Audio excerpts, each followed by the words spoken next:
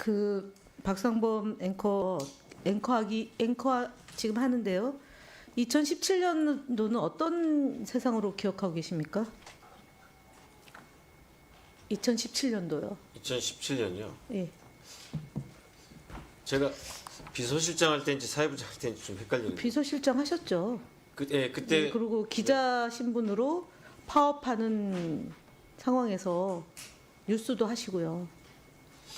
비서실장 하면서는 뉴스를 뉴스광장 박상범 기자 말고 또 KBS의 박상범 기자 있나요? 또 두 있나요? 명이. 또 다른 기자인가요 이때? 그러면 비서실장만 하시고 뉴스는 안 하시고요. 네네. 이때 파업이 시작됐을 때가 일노조하고 구노조하고 같이 파업을 한 거죠. 그때 겹치는 기간이 있던 걸로 알고 아니 있습니다. 같이 했어요.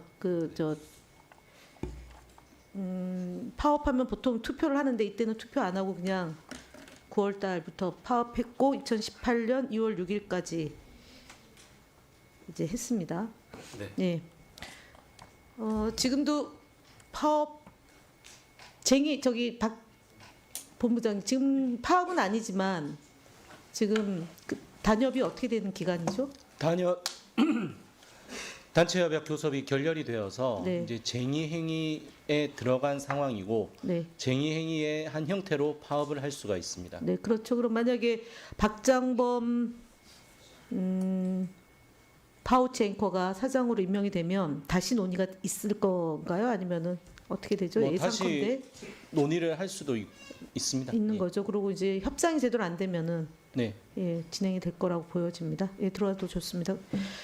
제가 그 수신료 문제 관련해 가지고 지난번 2023년도에 용산에서 국민 제안 형태로 해가지고 여론조사를 했습니다. 당시에 수신료 폐지가 59%였습니다. 그러니까 수신료가 분리징수가 높은 퍼센트를 차지하지는 않았어요. 근데 조작을 했어요, 용산에서. 그리고 나서 정강석화처럼 수신료 분리징수를 시행령으로 해가지고 앞서 말씀드렸던 것처럼 올해 적자 폭이 한 500억 가량 될 겁니다. 그러면 수신료 문제를 어떻게 해소할 거냐는 질문에 협조를 하겠다라고 얘기했어요.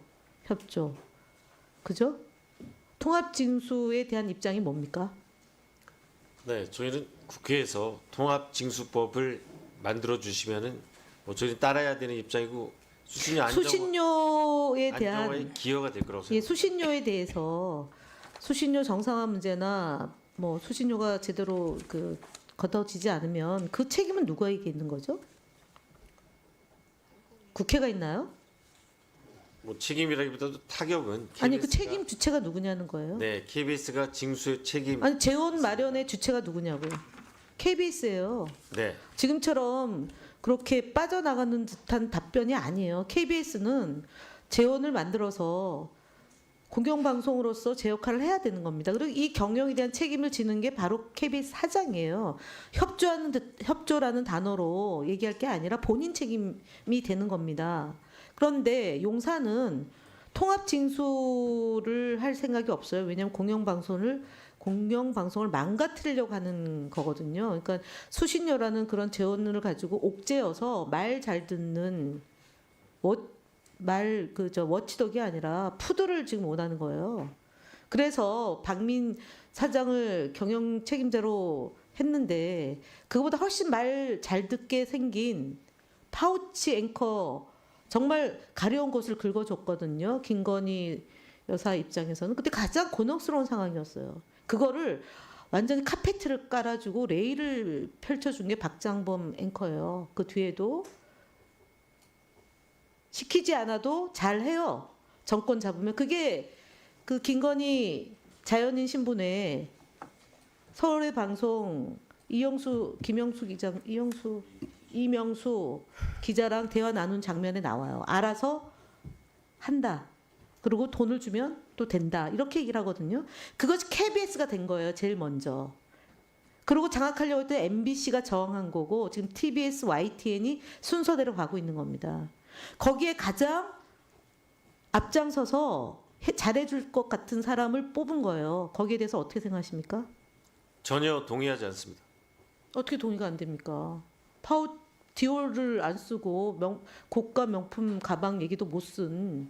그리고 그 뒤에도 오염 처리수라고 앵커 멘트로 나가셨던 분이고요. 지금 이 자리가 끝난 거라고 생각하십니까? 제 질문입니다. 의견을 물어보셔서 끝난 거라고 생각하십니까? 저는 동의하지 않는다고 네, 그리고 이 말씀드렸습니다. 자리가 인사청문회로 사장이 이제 되는 과정으로 끝난 거라고 생각하십니까? 아니면 이후에도 검증 과정이 있다고 생각하십니까? 질문입니다.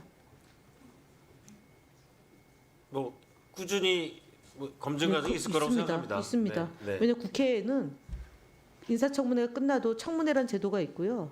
그다음에 현안 질의라는 제도가 있고 저희가 할 수 있는 방식이 여러 가지 있고 또 현장 검증을 나갑니다.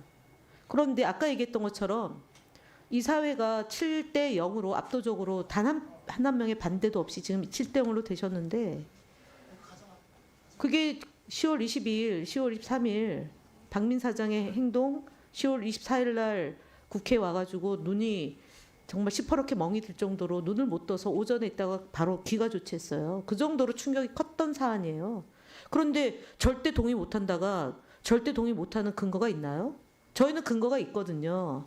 파우치라는.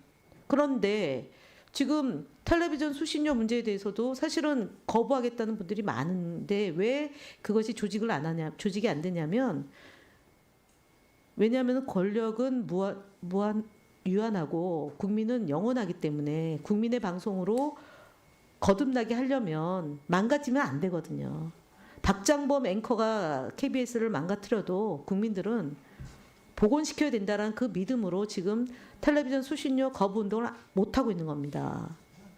근데 지금 분리징수에 대해서 직전 사장은 국민들의 질책 때문에 분리징수를 유지하겠다고 답변했고 박장범 앵커는 대안이 없어요. 그리고 용산에서 시키는 대로 할 뿐이거든요.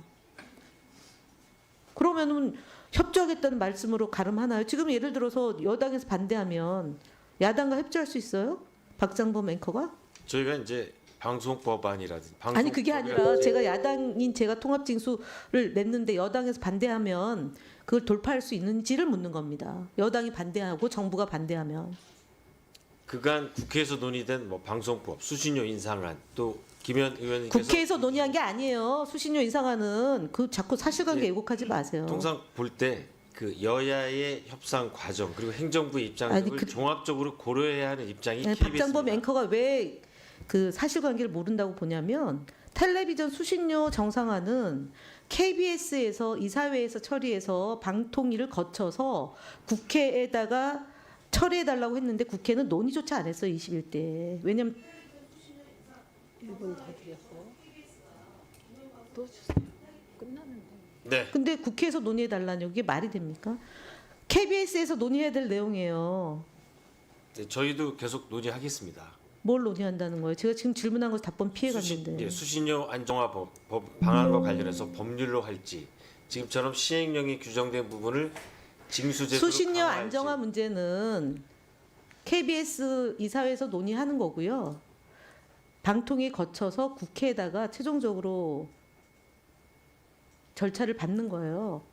근데 KBS 이사회에서 지금 논의를 할 수가 없어요. 왜냐하면 용산의 지침을 받아서 하는 되기 때문에 그러니까 두루뭉실하게 넘기지 마시고 그거를 하면은 그걸 하겠다고 이 자리에서 얘기를 하면 임명이 안 됩니다. 파우치에 대해서도 사과를 못 하시는데 수신료 그러면은 정상화 논의하겠습니까? 이사회에다 논의해달라고 요청하시겠습니까? 수신료 정상화 방안은 저희가 계속 논의하고 있습니다. 회사에서. 아니